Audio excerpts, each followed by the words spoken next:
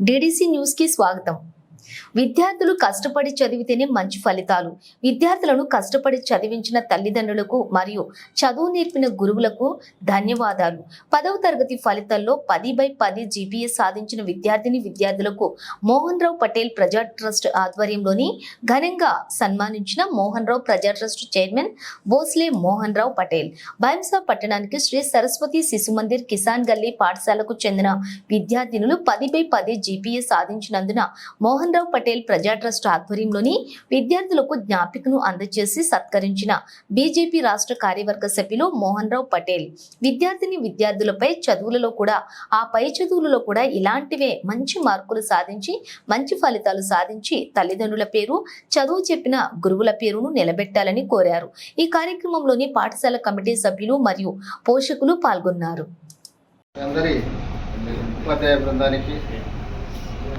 పిల్లలకు వాళ్ళ పేరెంట్స్కి అందరికీ నా యొక్క నమస్కారాలు. మరియు 10వ తరగతి ఉత్తీర్ణులందరికీ అయినందుకు కంగ్రాచులేషన్స్ చెప్తున్నాను. పెద్దలు ఏ విధంగా అయితే చెప్పారో శిశు మందిర్లో చదువుకున్న పిల్లలు క్రమశిక్షణ ఒక పద్ధతితో పాటు ఉంటారని, 10వ తరగతి వరకు ఎలాగైతే సార్ చెప్పారో 12వ తరగతి గురించి చెప్పారు. మరి ఇక్కడ మనం పొరపాటు చేయకుండా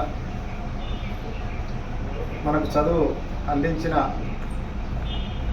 ఉపాధ్యాయులు మన తల్లిదండ్రుల కంటే గొప్పవాళ్ళు. వాళ్ళని గౌరవిస్తూ మన కళాశాల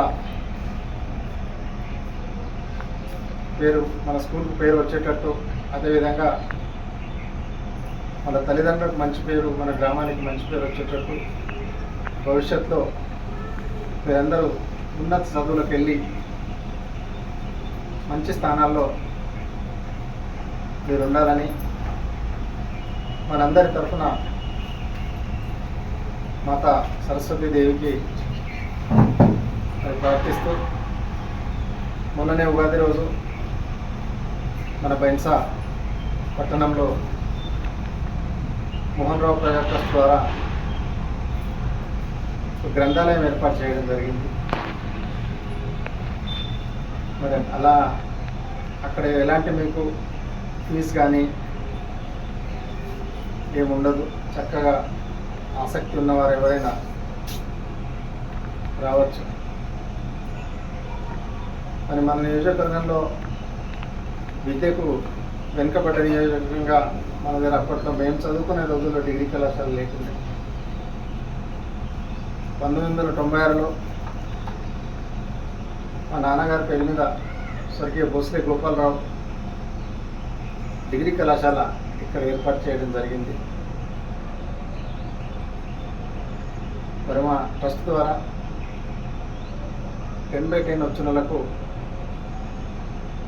చిన్న సన్మానం పెట్టుకుందామని ప్రధానోపాధ్యాయుల అనుమతి కోరినాం.